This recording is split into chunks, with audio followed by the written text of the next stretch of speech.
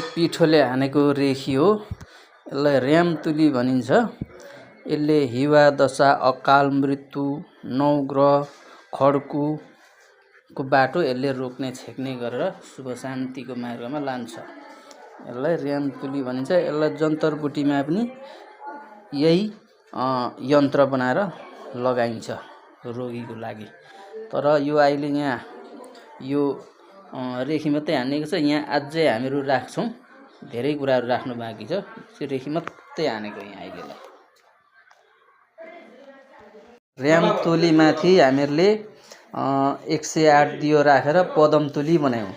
पदमतुलीको बुट्टा। यो पदमतुली चाहिँ हाम्रो चन्द्रमा लक्ष्मी सहलक्षणको प्रतीक मानिन्छ। अब हामीहरू यहाँ पिठोको कुण्ड बनाएको छौँ।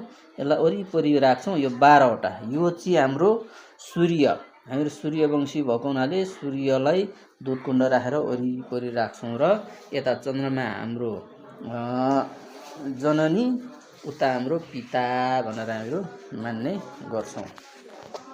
ल, पदमतुलीमाथि फेरि हामीले कुण्ड राखिसक्यौँ।